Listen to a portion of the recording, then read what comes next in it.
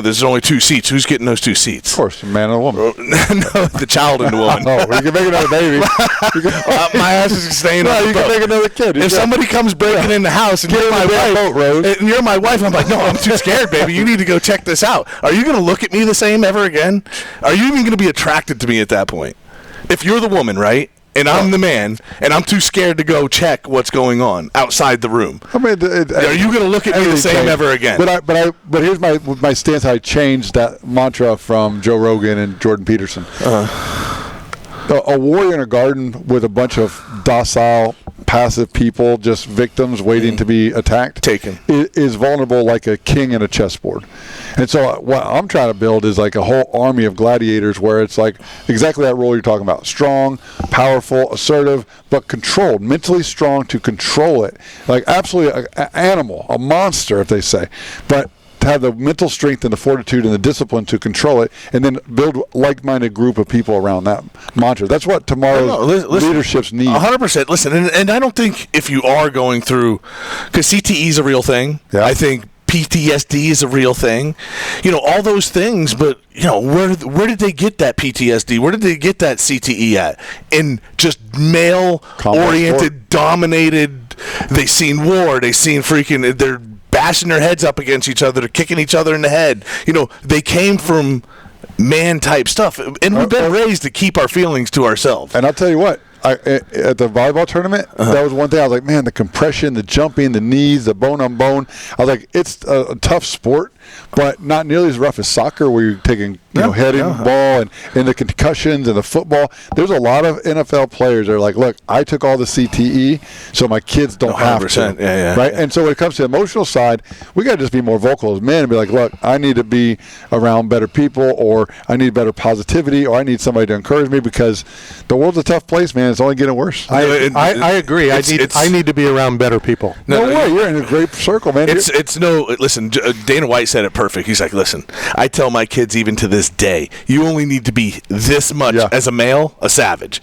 He says you will take over everything. The kids that are being produced right now are just easily stepped over because they're always making excuses. You know, I'm not going to do this job. I ain't getting paid to do that. You know how many jobs I've done for free just to get where I'm at? Yeah. Just to get where I'm at. I've worked a month for free. Just because I knew what I was pushing was going to work. I've been working for free for 10 years on this network. I'm just saying, listen, it's no better time to be a man and a hard-working man.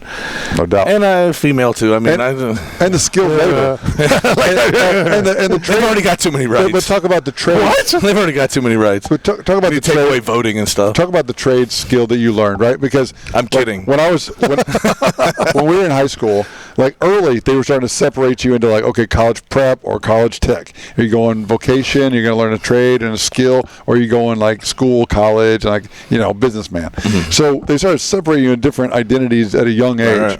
You know, talk about the trade now, where roofing and like construction, like what's the industry like? What's the future look like?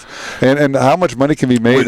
Listen, right now, money, especially trades, you can make over $100,000 easy roofing. Plumbing, electrical, roofing probably being the most advanced, because it used to be you didn't get paid as much. Now just the hard work alone, you're making over $100,000 a year at the top. Don't get me wrong, the bottom guy, you're starting at $25 an hour anymore. That's crazy amount of money in today's time to just start a job. But when it comes to male, if you're asking, like, are they getting more females, or is it more like male dominated? Just more like, what are people doing? Like, how's the skilled labor coming out? Like, who's training them? Where are they coming out of? Are they coming out of college or high school? Like, going into programs? Well, there's only two really that you go to school for, and that's plumbing and electrical. Everything else is OJT. I never spent a day in school to become a roofer, but you're literally, you're a builder on the roof. Especially when you do metal roofs and stuff like that, you're a carpenter on the roof. It takes skill. All right, and now, final few minutes. I love this conversation. It's awesome. I know, because you've never worked a hard day in your life. Joe, my outlet's not working. Can you come? I worked construction for 2 days. Did you? Luckily, I knew the guy. He's like, do me a favor, just sit on the roof until the end of the day. Is that what he said? Yeah. And then was it Florida? Yeah. Bunnells Park? And then I went in the military the next day. Randy did one day at UPS. It was That's too true. hot in the box. It's not that it was too hot. This is actually a good job. Well, I did do one day. I went in like at 2 in the morning, and then I worked in the morning, and then I went to school. Right. Do you know how they emptied back then? I don't know about now. Do you know how they empty those UPS trucks? By hand? Well, yes, by hand, but one at a time. What they do? Freaking jack the front up and let them all fall out? they pull the bottom box and let them all fall down. Really? Yeah. That's you mean like the slide up door? Yeah, not the trucks you deliver in. No, you. I got you. Like my job was, I emptied that big tractor thing, and you pull the bottom box, they all fall down, right, and then you put it on the conveyor belt that then they go into the UPS. Well, my Jared Warren fights for the title. Friend of ours, 3 title fights. Thoughts about BKFC in our final 2 minutes? I mean, Miami's always a great place, great fight community down there. They've been there a ton. So it's Fort Lauderdale. But same thing. Well, it's not the same thing. It really is. It really isn't. Kind of the same thing. It really isn't. West Palm Beach, Fort Lauderdale, Miami, it's all the same. It's an hour and something from the Hard Rock to get to South Beach. Anything south not of in traffic. Traffic. Only in traffic. Only in traffic. Which is all the maybe time. 30 minutes without traffic. Anything south of Tampa is South America to me, so it doesn't matter. That's racist. No. That's so racist. No, I have a color TV right behind you. Why would? Why are you crazy? It's Juneteenth. It's Juneteenth. Next he's going to say, "I'm not racist. My wife's Brazilian." Yeah. See, told you. I don't say that. My daughter's a quarterback. Back to BKFC. BKFC is going to be a fire. It's always fire down there. Thoughts on Jared's title fight? He's going to win the title. It's his time. He's ready. And our guest today, Kai Stewart. He's got the best coach in the game.